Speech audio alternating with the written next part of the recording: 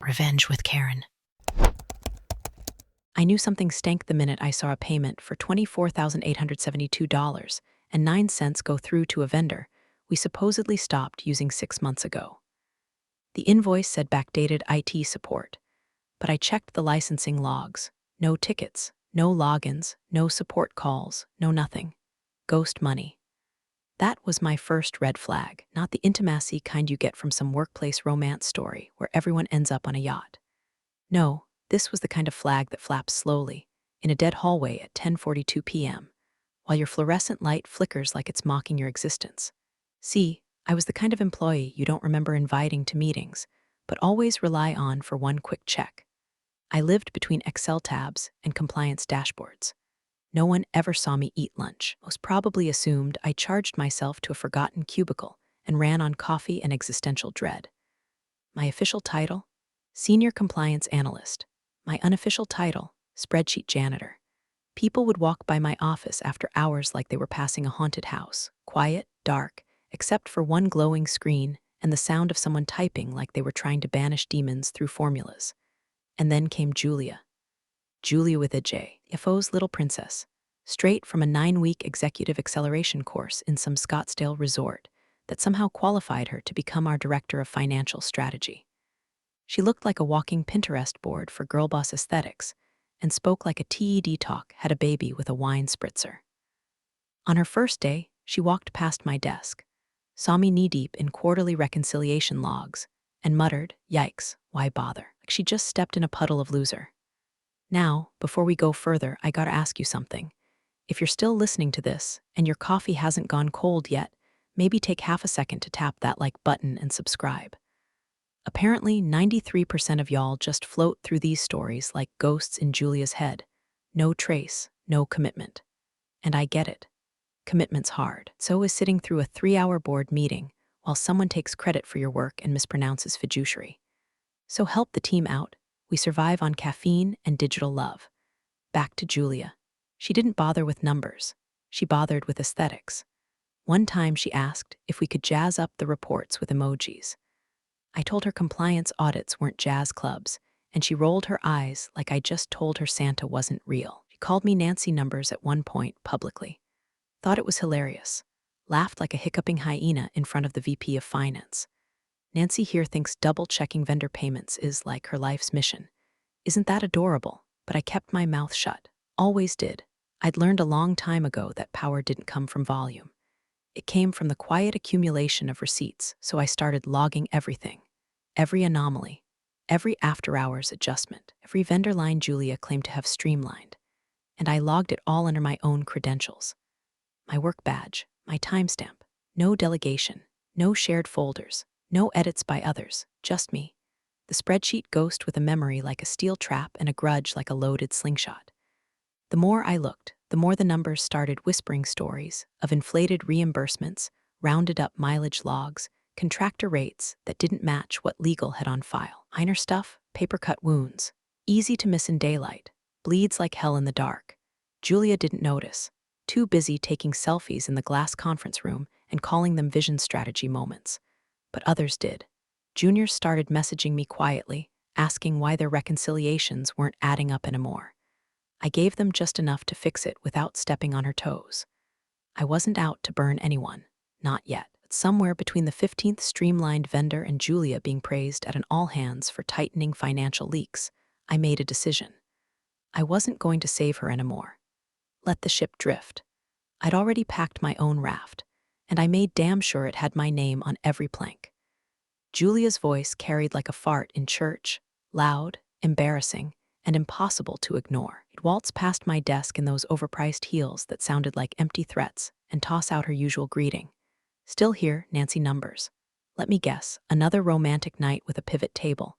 Cue laughter from the other bobbleheads who'd rather kiss upward than speak truth. I didn't even flinch. Just kept typing, eyes on my screen, fingers dancing across numbers she couldn't pronounce if you spotted her the decimal. Because what was I supposed to say? "Yes, Julia, I'm staying late again to fix the thing you swore was already reconciled, except it's bleeding inconsistencies like your ethics on a wine flight." She'd found a new hobby, performative humiliation. like some middle school mean girl who inherited QuickBooks and a company badge. In meetings, she'd fake a yawn every time I spoke, once even whispering loud enough for everyone to hear. She talks like Excel had a baby with Ambien. Real creative, that one. Gave her 2 months before she started asking ChatGPT to do her job for her. Hell, maybe she already had. The junior analysts were scared of her. One poor kid, Evan, fresh out of college and still clinging to the hope that hard work meant something, brought up a flagged duplicate invoice in a team sync. Said he noticed it had the same vendor ID as a March payment, but different service descriptions. Julia's response? A slow turn. She was auditioning for a villain role on Bravo, and then, "Wow, Evan, you're adorable. Do you think you're here to audit me? You're an analyst, not Sherlock Holmes. Stay in your lane." I watched his ears turn red. He muttered something and stared down at his screen like it might swallow him whole, so I opened Slack. "You're not wrong. Forward the invoice IDs to me." Quietly. "I've got it." He didn't respond for 5 minutes, just a single emoji. Folded hands, I cleaned up the mess she'd left again and submitted the correction under my own credentials. Again, and logged everything again. It was becoming muscle memory. But the irritation, that started to hum like a fridge motor you can't unhear once you notice it. Then came the whisper campaign. Not from Julia, she was too busy aligning her chakras with color-coded Outlook folders, but from the VPs. Hallways got quieter when I walked by. Meeting invites stopped coming or came without agendas. Someone accidentally forwarded me a red-line doc labeled Acquisition Prep, Q2 Q4 Financials. I wasn't supposed to see it, but there it was. And you know what was worse? Julia's name was in the author metadata, her. The same woman who once asked me if margin adjustment was a thing accountants do at the gym. That night, I stayed even later than usual. Not because of duty, not because I was some hero trying to save the ship, but because rage, when filtered through a disciplined mind, becomes structure. I reorganized every vendor log from the past 4 quarters. I built an index of anomalies. I wrote one line at the top of a new document, submitted by credentialed staff only. See revision log for independent verification. It looked innocent enough, legalese buried under data. But it would matter. It would absolutely matter, because if Julia was going to sell my work as hers to grease the wheels of an acquisition, she was going to choke on the footnotes. She didn't know it yet, but I'd already handed the matchbook to the lawyer. The question wasn't if this would burn, it was who'd be standing when the smoke cleared. The moment I knew I was being ghost-written out of my own damn work came during a Tuesday morning ops sync that should have been as boring as unsalted oatmeal. I was half listening, half meaning I had one AirPod in and was mentally arranging my to-do list like a war plan, when our VP of Ops, Tim, said something that stopped me cold. "I just want to give a quick shout-out to Julia for the phenomenal audit readiness improvements," he said, grinning like a man who just discovered flavored yogurt. Seriously, the last quarter's cleanup has been chef's kiss. Legal was impressed. Finance is thrilled. I blinked. Then I blinked again, because I knew what he was talking about. That cleanup was my work, my long nights with invoices spread across 2 screens, my Saturday afternoons elbow-deep in vendor logs, while Julia was probably somewhere exfoliating with $80 glitter clay. I didn't speak, didn't twitch, just stared at the shared screen where she smiled politely and did that awful thing she always did with her eyebrows, raising them like, "Golly gee, I guess I am brilliant, huh?" I Slack pinged from Evan. "Thought that was yours." "It was. Want me to say something?" "No, he left it there. Smart kid, because here's the thing. When someone takes credit for your labor, your ego wants to scream, 'That was me.' Your heart wants to cry. But your spine, if you've got one made of tempered steel and old grudges, stays real still. Because if they're dumb enough to steal from the ghost in the room, they're not smart enough to cover their tracks." And I don't yell. Document? That night, I didn't just stay late. I set up a new system, a quiet one. I made duplicate copies of every compliance file I touched, and I timestamped the hell out of them, modification logs, version histories, digital fingerprints you couldn't scrub with a pressure washer. Then I took it one step further. I created a private archive, not on the cloud, not on the company server, on a secure drive tied to my personal email. Every file I edited, every cell I corrected, every policy note I adjusted, I exported a version and emailed it to myself with a specific format. Subj. Revision log Q3 file name date by my name somewhere around the 3rd batch of reports. I started including footnotes. Not explanations. Just citations. See CFO memo dated X. See legal flag on vendor Y. edited under credential ID, mine. It was like building a time capsule for a future trial, or maybe a nuclear shelter, one that only opened when the radiation hit a certain level of bullshit. And make no mistake, Julia was radioactive.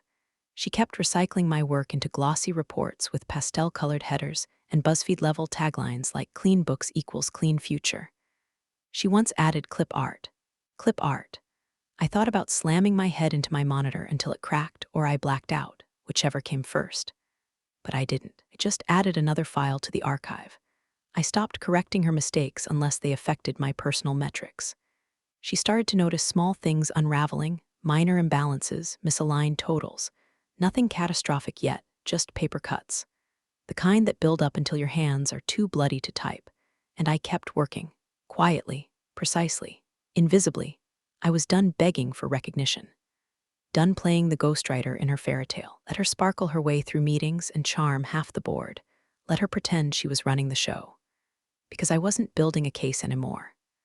I was building a trap. The first sign that Julia was drowning, without my invisible hands propping her up, came in the form of a 7:13 a.m. calendar invite she sent out titled Urgent.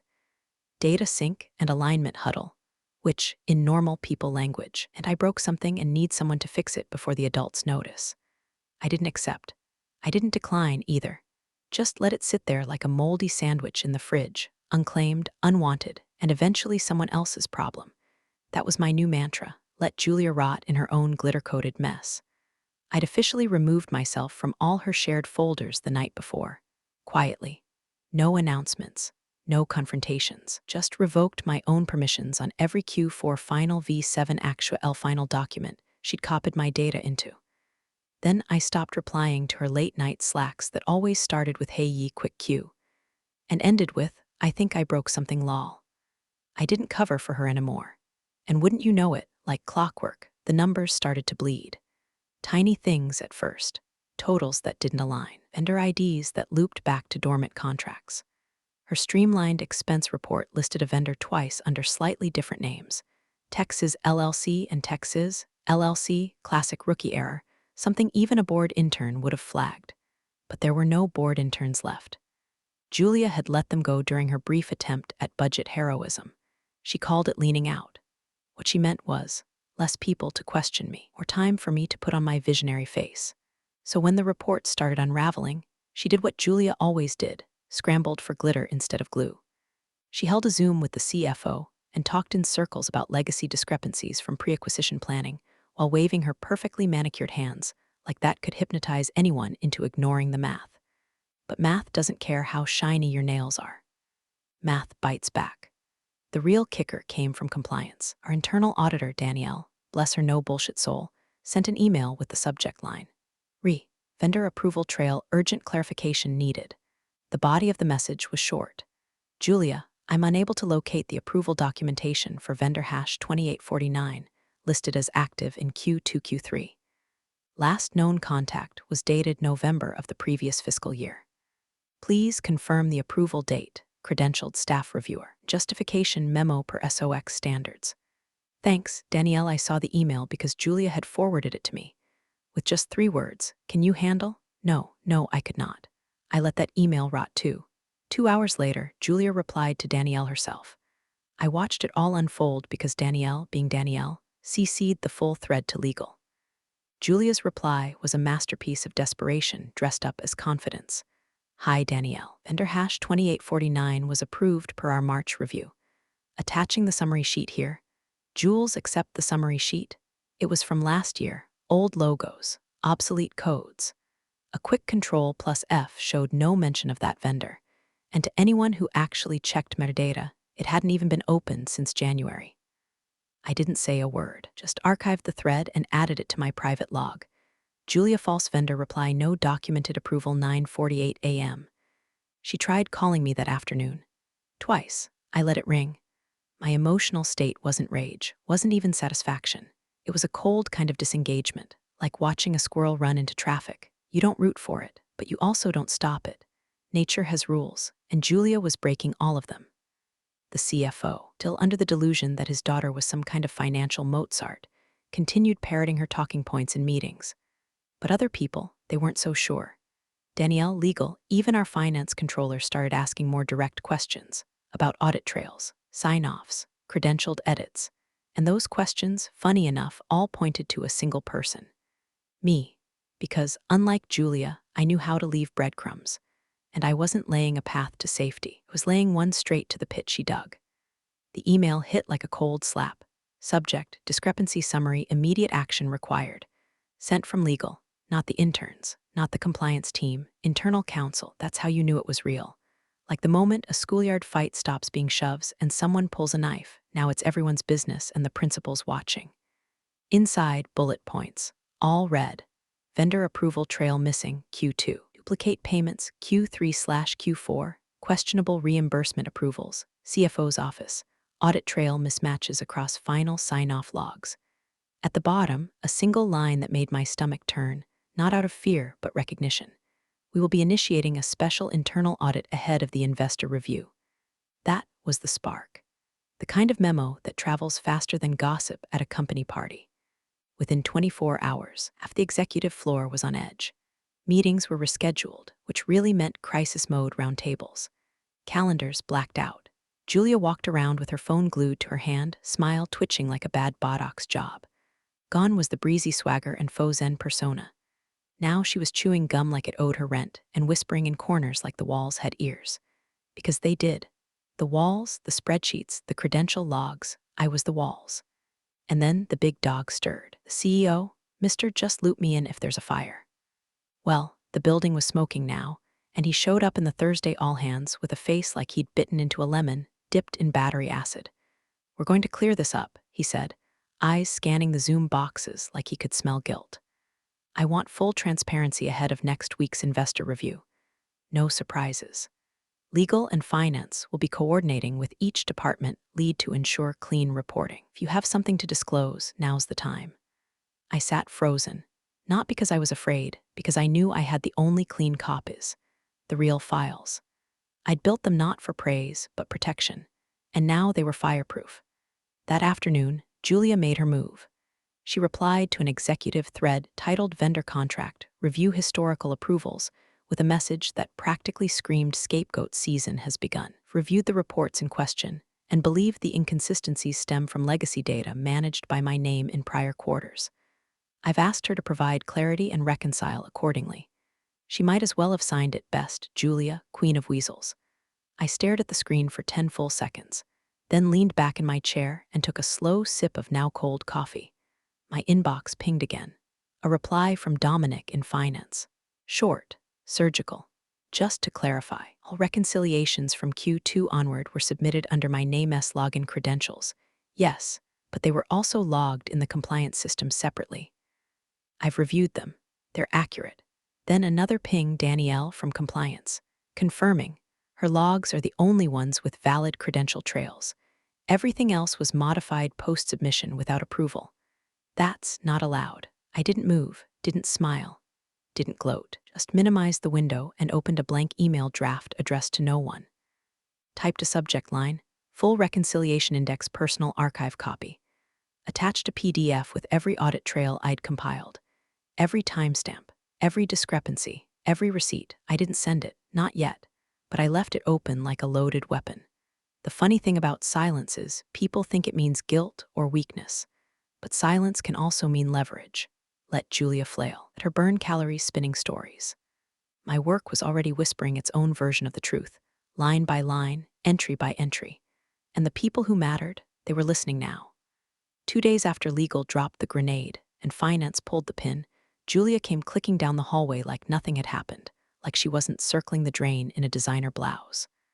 I was at my desk, eating the same sad tuna salad I always did when the office air got heavy with fear. She leaned on the cubicle wall with a grin she probably practiced in the bathroom mirror. Hey, superstar, she said, voice dipped in fake honey. We're doing a team lunch Friday. Just something casual to decompress, you know, my treat. A few weeks ago, I'd have assumed she meant well, that maybe the stress was getting to her and she wanted to play nice. But now I knew what she was doing. Damage control, optics. A photo op for HR. She probably already had the caption planned out. Teamwork makes the dream work, briefcase sparkling hash women in finance. I didn't answer immediately. just forked another bite of tuna into my mouth and nodded like I was considering it. Then said flatly, "I'm good. Got some backlogged reconciliations to finalize." Her smile twitched like it wanted to run off her face but didn't get permission. "Aw, come on. You've been working so hard. You deserve a little break." "No such thing as a break during audit season," I replied. "Isn't that what you always say?" She stared for a beat too long, then let out a brittle laugh that bounced off the cubicle walls and died in the carpet. "You're too much, girl," she said, and left before I could respond. Not that I would've, because I wasn't playing her game anymore. 15 minutes later, Evan, our junior analyst turned quiet sentinel, slid into the seat across from me and whispered, "Tried to pin the Q3 numbers on you again. In the Slack with ops and legal. Claimed you missed key vendor flags. I didn't flinch. Did they buy it? Not even a little." Dominic replied with a screenshot of the sign-off log. "Yours was clean. Hers wasn't even in the doc history." I nodded, "Thanks." He hesitated, then added, "Word is the CEO wants to see both versions of the reports this week. Like side by side." That was the moment. The fork in the road. Could have made nice. Could have played along, let Julia slap her name on my work one more time in exchange for a clean exit or a vague LinkedIn endorsement. But I wasn't interested in compromise. I was interested in clarity, so I opened my private archive, now a polished machine of digital evidence. I'd color-coded everything: green for reconciled entries, yellow for flagged items, red for manipulated documents. Every tab hyperlinked, every vendor cross-verified, every file metadata locked and watermarked with my credentials. Then I opened the version Julia had submitted to legal. It was chaos. Merged cells, broken formulas, missing source links. A vendor log from Q2 listed Texas Inc. with a monthly payment of $11,200, but the actual contract I'd found showed $8,600.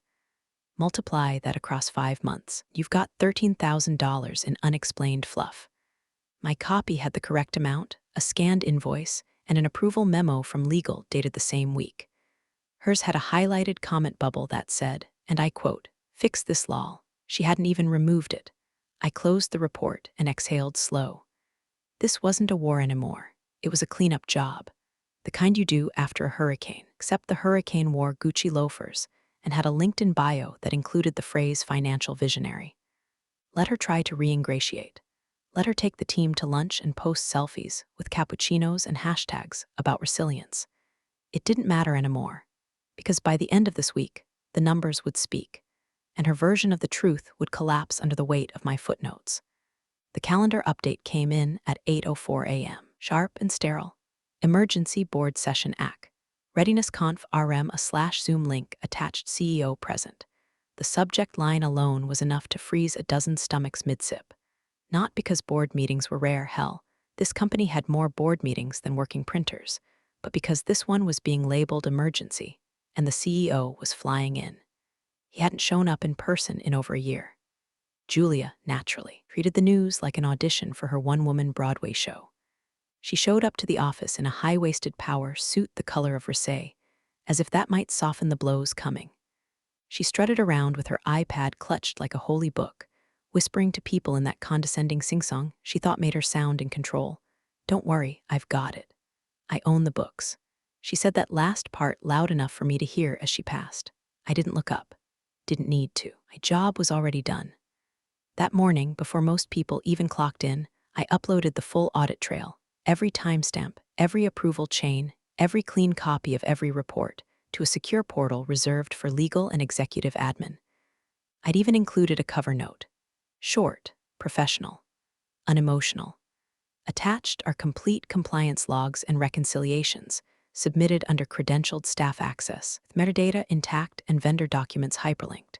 Best, my name no frills, no ego, just the kind of cold clarity that speaks louder than panic. I didn't tell anyone I did it, not because I was hiding, but because I didn't need an audience. Let Julia put on her show. Let her wave charts and flash buzzwords. Let her pretend. I'd built a truth so clean, it gleamed. As the day wore on, the mood in the office dropped a few degrees. People spoke quieter. Slack messages got shorter. Even the finance bros who usually yacked about fantasy football in the break room just stared at their screens like they were waiting for an execution live stream. Danielle from compliance passed my desk around 10:30, coffee in hand, gave me a single nod. That was all. like a soldier acknowledging a bomb was already under the floor. The storm was forming, and everyone felt it. Julia spent the next few hours flitting between huddles and corners, dragging Evan into a whisper session by the elevators.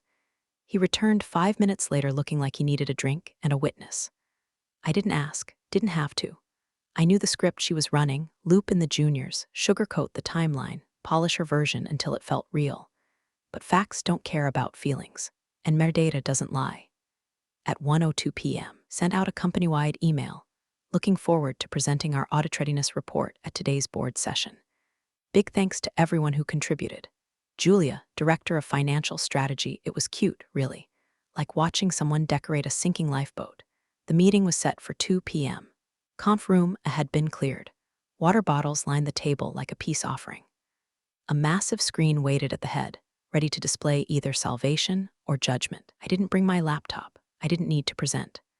I had already presented the truth in the only language that mattered, evidence. As the chairs filled, as legal counsel trickled in with notepads and unreadable expressions, as the CFO looked everywhere except at me, I sat in the back, hands folded, spine straight. Still, not smug, not nervous, just ready. Because Julia was about to walk into that room, still thinking she owned the books. She hadn't realized yet, books had already been audited. By me. The boardroom had the acoustics of a church right before a scandal breaks. Too quiet, too tense, too many throats clearing, and papers rustling like they had something to say but were too scared to say it. The CEO sat at the head of the table, stone-faced, one AirPod still in from the flight. Legal was on his left. CFO on his right, looking like he'd aged a decade in a week. Julia, bathed in nervous energy and perfume, seated center left, her iPad glowing like a confession booth. The screen at the front flickered to life. Legal plugged in a drive. A folder opened. One file sat inside, named in all caps, no emojis, no pastel headers. Compliance Recon Final V3 by user PDF. The CEO leaned forward, elbows on the table. Before we begin, he said, voice flat as drywall, I want clarity. Who maintained the audit trail for the last 3 quarters? Julia barely let him finish. My team, she said, bright and crisp like this was a TED talk and not a crucifixion. We collaborated across finance and compliance to ensure transparency. I supervised all submissions. Nobody said a word, not even the CFO, and that man could usually talk his way out of an oil spill. Legal clicked the file open. Pages of dense data populated the screen. Timestamps, entries, credential logs. Everything documented, orderly, unflinching. Each of these records, the corporate attorney began, was submitted under a single user credential. No group access. No shared editing rights. She paused, turned toward the CEO, then back to the room. The user, protagonist's full name. The silence was a punch. Julia blinked. Well, yes, of course. She handled the inputs. But I mean, we reviewed it together. My team, there are no revision logs under your name, legal interrupted. No metadata traces. In fact, the only post-certification modifications are redlined under a different user account. She scrolled to page 47. Julia's mouth opened, but her brain couldn't decide what to say. It was like watching someone try to argue with a mirror. Then came the footnote. Let's scroll to page 58, legal said, as if guiding a tour through someone's personal hell. Bottom of the reconciliation section, submitted and time-stamped under credentialed access. She cleared her throat and read. Per section 7.3 of Internal Compliance Protocol, any alterations made to financial records post-certification by non-credentialed personnel, intended or otherwise, shall trigger a formal legal review, including but not limited to nullification of financial statements in investor documentation. The room went still. No gasps, no outraged whispers. Just nothing. A quiet so deep you could hear Julia's heart trying to crawl up her throat. The CEO didn't look at her. Not yet. He stared at the file, at the footnote, at the tiny, unremarkable line that had just torpedoed their clean sheet narrative. Did you alter any documents after they were signed off? He asked, his voice low. Julia shifted. Only formatting, presentation stuff. Nothing material. Just you signed them, he cut her off. Silence. Eagle didn't even need to nod. The weight of that sentence sat on the table like a lead briefcase. Her signature made it official. Her lack of credentials made it illegal. And my silence, it made it inevitable. I didn't gloat, didn't smirk, didn't need to. Silence, used right, can suffocate louder than any scream, and Julia had just choked on hers. The air in that room didn't move for at least 10 seconds after the footnote was read. Not a cough. Not a chair scrape. Just the kind of stillness you get when a dam cracks, and no one wants to be the one to point. The board chair leaned back, hands folded over his chest like he was watching a particularly grotesque surgery. His gaze slid to the CEO, who hadn't looked away from Julia. Not once. He just sat there, eyes boring into her, like he was watching a stranger in a mask slowly peel it off. Julia's lip twitched. She blinked hard once, then tried to laugh. It came out brittle and small. Look, this is all overblown. We were under pressure to finalize numbers, and honestly, I thought it was just formatting. I didn't change anything material. That clause, come on, we've never enforced that before. Investor rep #1 leaned toward investor rep #2 and muttered something sharp. The word exposure was clear, so was millions. Julia kept going, words unraveling like a cheap scarf. I mean, if we're being honest, half of these internal policies are just best practices, right? I didn't think anyone actually. The CEO raised a hand. Just one. She stopped mid-sentence, voice catching like she'd swallowed a nail. His voice was quiet. No fire. No thunder. Just a single question dropped like a guillotine. Can she fix this? She wasn't ambiguous. The room turned in unison, legal board members, the CFO who now looked like he might vomit, everyone's eyes landing on me. I didn't speak right away. Took one breath, let it fill the silence like a tide. Then I nodded once, clean, slow, unshakable. Legal leaned forward, relief flickering in her eyes like a dying bulb. Her files are intact, unaltered. We can refile the disclosures and correct the certification trail before the investor call, if we move fast. The CFO started to say something but caught the CEO's glare and swallowed it whole. Julia sat back in her chair like someone had cut the strings holding her upright.